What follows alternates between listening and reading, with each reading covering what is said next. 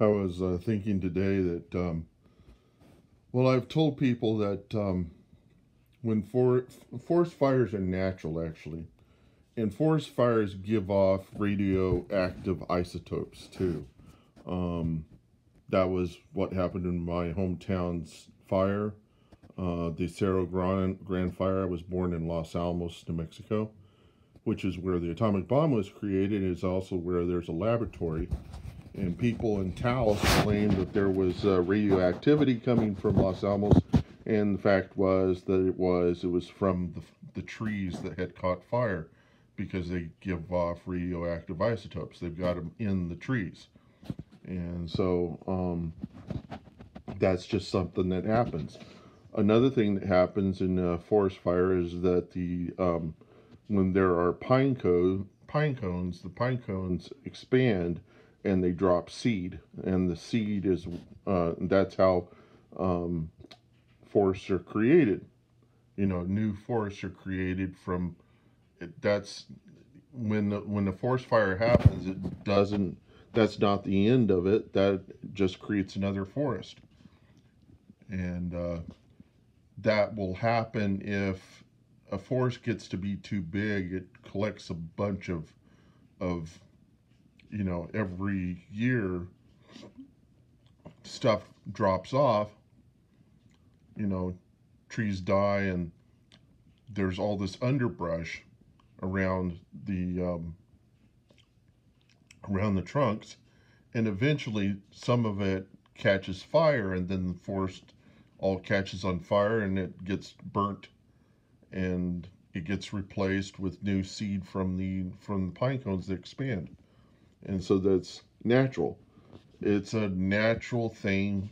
It's a thing of nature for there to be a destructive event, and then from that creates new life. Or in this case, the COVID has killed people, but it's united the world. And what was the last big event that united the world? World War II. So this is essentially another World War II. It's just not in the same form as World War II, where we were fighting against men. In this case, we're fighting against a virus. And we're united in that. And it's patriotic to fight against COVID. And how do you do that? With vaccines? And you have all these people that are getting up and saying, I will not stand for this. I will not take the vaccines. I have rights. It's a choice. The thing is that during World War II, we gave up freedoms in order to have freedom, okay? We gave up, we rationed, stuff. We gave of our people to fight the war. People died. Same thing here. People are dying. We're fighting a war, isn't it?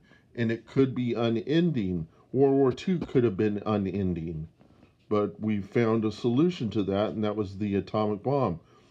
Even though the atomic bomb wasn't really needed at the time that it came out, it kind of sealed the fate. It just basically, people said, okay, we can't continue doing war because now there's a nuke. Nobody's going to try to get up and say, well, we're going to fight such and such because the Americans could drop a nuke on us. And so it bought peace. Um, there was actually a push for this sort of thing. Tesla was planning a death ray it was basically that they knew that mutual destruction would buy peace, because if everybody's got a gun, then who's going to risk for starting a fight? And that was the idea. That's how nukes bought us peace. But we thought that, there were a lot of people that thought that nukes would be the end of it, and really it was that they thought nukes would be a beginning of a terrible thing to happen. Nothing's happened so far. Nobody is that stupid, okay? Whole groups of people are not stupid. They're smart. They're smart together. It's the reason why Wikipedia tends to work really well, is because there's so many people, so many more people that care than somebody who doesn't. And we always think that the leaders are going to create a nuclear war, but people who lead aren't crazy. They're they're evil, but they're not crazy. I mean, some people are evil, but and we just assumed that, like in the 80s, people had so many films about somebody accidentally hitting the button and causing World War III. You know, people are, I mean, North Korea is a terrible place, but there's still people existing there and having a life. It's just that they're not having a life with the kind of freedom that we would want. That it's the only life that they know, because they got this cult of personality who's taking over. Rome was like that. Caesar was like, Kim Jong Un is like Caesar. Both are kind of doing the same thing. The only difference is that Kim Jong Un doesn't seem to really care about the people in his country. All he cares about is the perception to everybody else in the world. But Caesar was kind of that way too. They wanted people to perceive Rome as something great, and that seems to be the case anytime you have any government that tries to any ruler that tries to take over the world. They can't seem to fix the real problems, and so they just cover it up with a facade. And probably the reason why Christ chose not to be a ruler of the world, because he knew it would fail, is because we're not designed. We do not have perfect perception, and because we don't have perfect perception, we can't. We always make mistakes. We always, you know, there's no perfect world, because we were designed imperfect so that we could make choices, so that we could go the wrong way, you know. Because how are you going to know what is the right way if you don't go the wrong way? And that's kind of the way we are designed. Otherwise, I just push it forth to the evolutionists. Why don't we have eyes all around us? Why aren't we able to talk to each other telepathically, or interface with some special plug? We weren't designed that way, because it would if we were all connected to each other and had lots of perception, then we probably never leave the house or move. The internet's kind of doing that to some extent, and you can just see how little people are moving around as a result of it. You know, is it any better than it was in the past? There are a lot of people that say it's not any better, and because the friendships people are forming are weaker. They're not as strong as they were in the past, because people are so accessible, and because people are so accessible, everybody is accessible to everybody, and nobody has any. I mean, there's very little chance that you can go out and do something on your own with somebody and not be connected to the internet, not be connected to the world. And so, because they have responsibilities, and as a result of COVID, it's forced people to be at home, to be apart from everybody else, and people are starting to find out that there's a virtue to privacy, to having privacy, and to being inaccessible, and that by being at home, it's not like the world is going to fall to pieces if they're not out there working. You know, if they're not out there working in the businesses they were at, they had probably had this false perception that if they weren't there working, doing that job, things would fall apart for the business, and they may find out that their part wasn't that significant, not as significant as they thought, and the companies that they were a part of failed, and now they have a new perspective. They have new choices.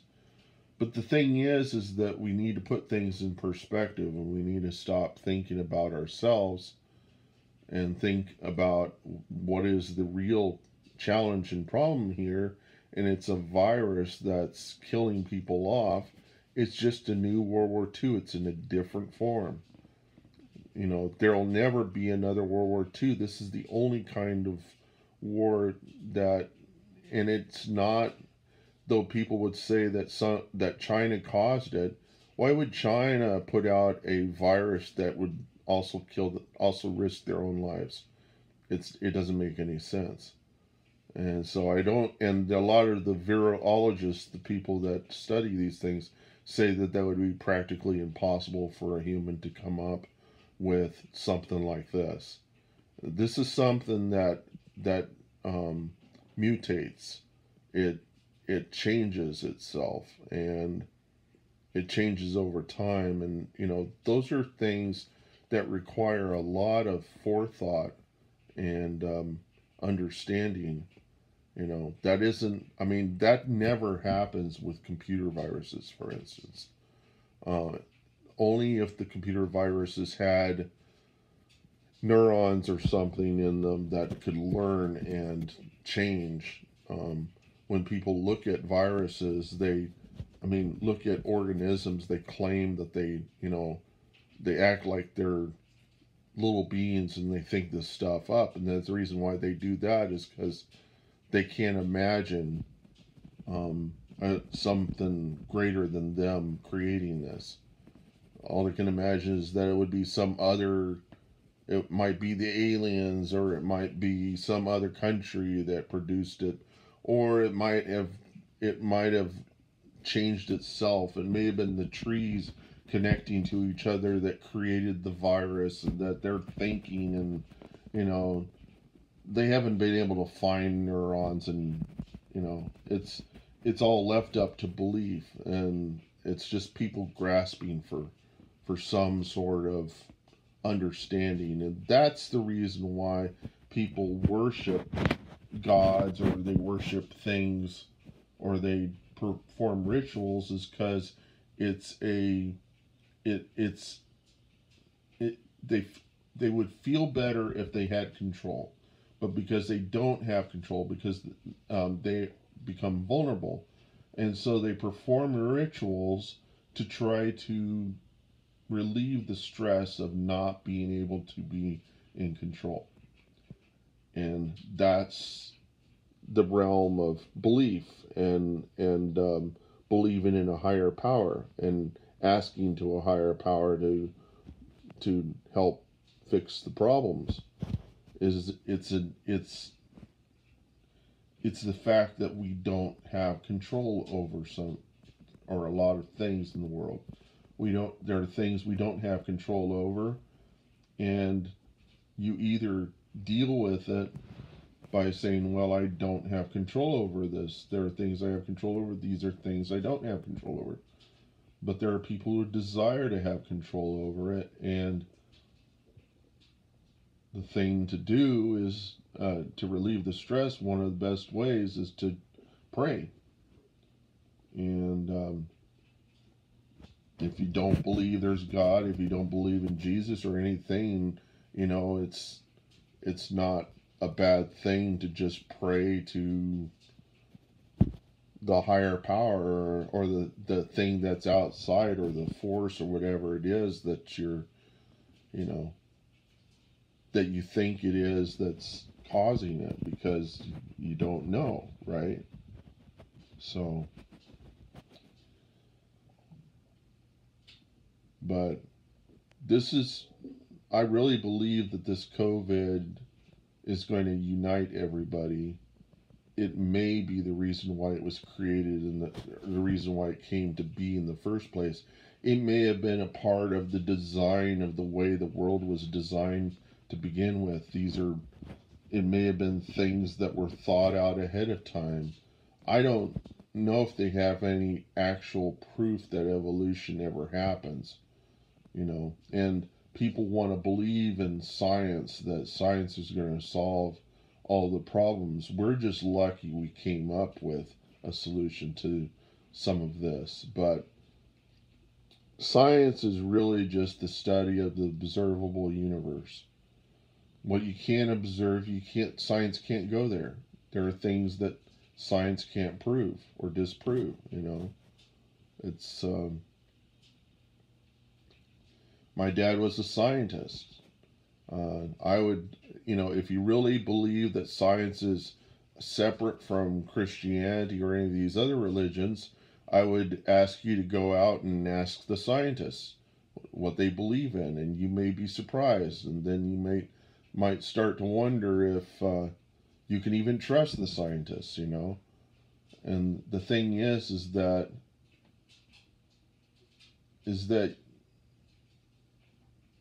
because we have limited perception, because we make mistakes, you can't trust anybody completely. But you can trust that they have good intentions. There are a lot of people with good intentions. The people that don't trust anybody are either people who have been cheated or people who have lied. If they've lied to other people, they would expect other people to lie, and that would reinforce their reasoning for lying to people as well, is that they just make the assumption that everybody lies. And people save face. They've got secrets that they want to keep secret, and they lie about those things, but they don't.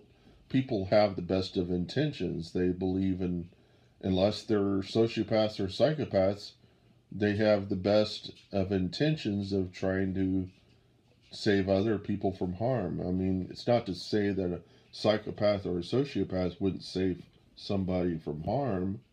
It's just that it's not natural for them because they don't identify with others as being like themselves. So